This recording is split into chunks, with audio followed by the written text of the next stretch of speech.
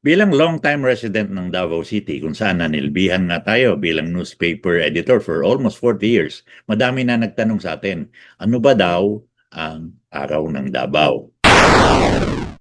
Ang madalas nating sagot dyan, yan ang birthday ng Davao City dahil yan ang founding anniversary ng Davao City. Noon pong March 16, 1937, sa bisa ng Commonwealth Act No. 51 na pinirmahan ng noong presidente na si Manuel L. Quezon na itatag ang siyudad ng Davao.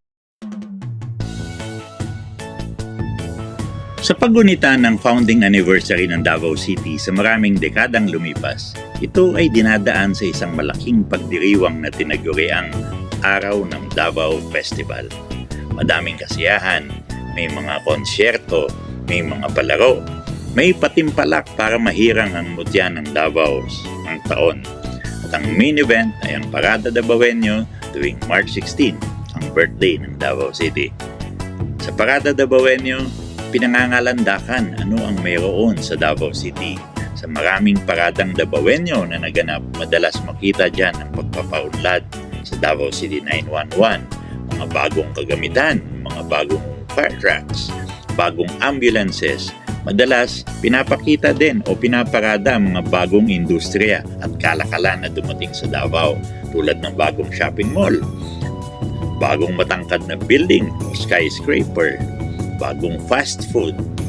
Kadalasan, wini-welcome ng mga Davaoenyo ang bawat pagdating ng isang bagong miyembro ng syudad sa pamamagitan ng masigabong palakpakan tuwing Parada Davaoenyo. Pero teka, ngayong taon, ang pagdaraos ng Araw ng Davao ay tila nag-iba. Nahaluan na kasi ng politika. Upod na lang kita diritanan kay Sara para sa aton pungsod. Dahil kung hindi si Sara Duterte ang magpresidente, walang mananagot.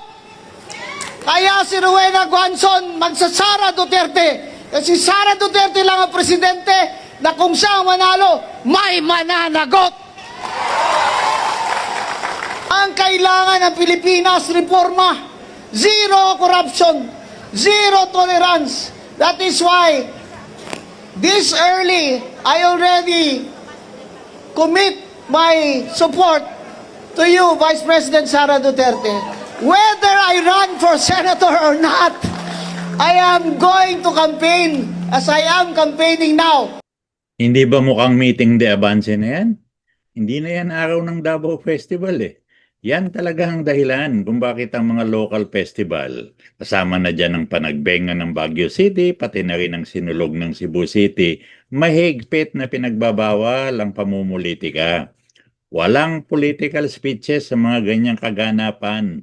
Bawal. Kasi nga, nawawala na yung diwa ng pagdiriwang.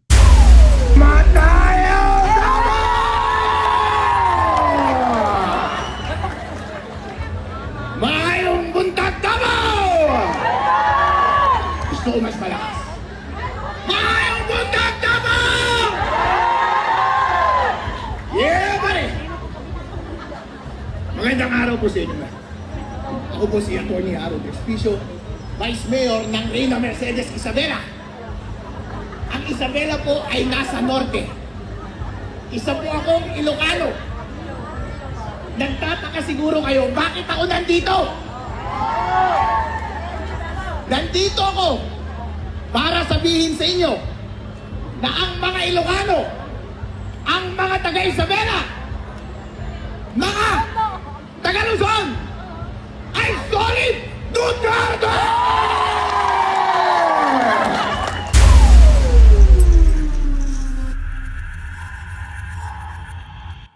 Isa pa tong tila nawawala sa kanyang sarili. Ang sabi, solid Duterte daw ang mga taga-Isabela at mga taga-Luzon. Kaya ba pinagluloko tayo nitong baguhang politikong to? Ang kanyang probinsya, Isabela, ay pinag-aharian ng pamilya D sa mahabang panahon na. At dyan sa pamilyang yan galing si House Speaker Bogie D na siyang namumuno ngayon sa pagsulong ng impeachment case laban kay VP Sara Duterte. Solid Duterte ha. Tingnan nga din niya kung ilan sa Isabela ang taga-Luzon ang pumirma sa impeachment ni VP Sara nung nakaraang taon.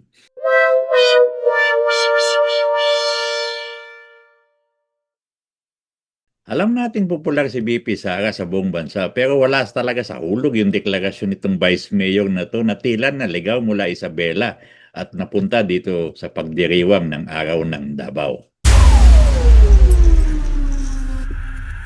Maliwanag po na nagkamali ang liderato ng Davao City sa pag-imbita ng mga politikong ewan sa pagdiriwang ng araw ng Davao. Ano pa nga ba ang aasahan natin sa mga politiko? Di politika. Pinayagan pa nilang magtalumpati itong mga politikong ewan. Ano nga naman ang aasahan mo sa kanila? Di politika. Nung mga naunang araw ng Davao Festivals, meron din kahit paminsan-minsan na imbitadong national politicians pero hindi sila pinapayagang mag-speech. Tama na sa pamumulitika nila na makunan sila ng picture sa entablado at kumaway-kaway sa mga Davaoenyo. Mukhang natokso talaga ang mga Duterte na mamulitika ngayong taon ng araw ng Davao. Di ba nga nagdeklara na si VP Sara Duterte na siya itatakbo sa 2028 presidential election? Ayun, naglabasan ng mga sipsip at mga oportunista. Di ba nga din ay iniba ngayong taon ang schedule ng Parada Davaoenyo? Imbes na March 16, ginawang March 28, birthday ni Tatay Digong. Pamumulitika rin yan. Para sa atin, mas mabuti na huwag pagsabayin ang birthday ng Davao City at ang birthday ni Duterte. Hindi naman kasi talaga sabay ang dalawang okasyon. Tignan nyo tuloy ang nangyari. Halos nawala na ang diwa ng araw ng Davao. Mas umiral ang politika. Pwede ding magka-issue sa paggamit ng pondo. Malaki po kasi ang ginagastos ng Davao City Government sa pagdaraos ng araw ng Davao. Alam natin, mataas ang political sentiments dahil sa nakakulong ngayon si dating Pangulong Duterte sa The Hague. Pero mas mabuti pa rin na hiniwalay na lang nila yung March 28 na okasyon at bahala na sila kung gusto nilang mamulitika doon. Para po sa atin, sa mga politikong nagtalumpati noong araw ng Davao Parada Davaoenyo, ang pinakamalaking turn-off ay itong si Batangas Representative Leandro Leviste. Etong si Leviste, pinoproject ng kanyang mga handlers na magaling sa kalakalan at pati na rin sa politika. Pero hindi ganun yung ating nakita. Kung may mga Davaoenyo na gustong bumisita sa Maynila, welcome na welcome po kayo at pwede tayong magkita sa Luneta. Mayor, baka pwede tayong mag-arkila ng barko. At kahit ilang Davaoenyo ang gustong bumisita sa Maynila, pwede tayong magkita doon. Sabihin lang ninyo ilan ang gustong bumisita. Pero baka aabot sa 100,000. Baka kung anong iisipin nila. Basta nandun tayo para sa turismo at sightseeing lang. Pero pagdating ninyo sa Luneta, bahala na kayo kung saan kayo susunod na pupunta. Ang sabi, 100,000 Davaoenyo isasakay niya sa barko. Saan siya kukuha ng ganong karaming barko? May sinabi pa tong si Leviste na magkita daw sila ng mga taga Davao sa Luneta para daw sa sightseeing. Tapos mula sa Luneta, bahala na daw mga taga Davao kung ano ang susunod nilang pupuntahan. Maliwanag naman na gusto niyang sabihin na pwedeng mag-rally sa Luneta ang mga taga Davao pagkatapos ay tumuloy na lang sa kalapit na Malacanang. Ano, patatalsikin nila si Marcos? Ang problema nitong batang Leviste, wala siyang gift of wit and humor. Ayun tuloy, walang reaksyon ng mga nakikinig sa kanya nung araw ng Davao. Nakanganga lang. Yun namang mga Davaoenyo na nakakaintindi, parang naiinsulto pa nga sa sinabi ni Leviste. Magbabarko ng halos 1 linggo para sa Luneta lang? Mabuti pa kung pinaliwanag na lang ni Leviste ang mga kontrobersyang bumabalot sa kanyang multi-billion solar project.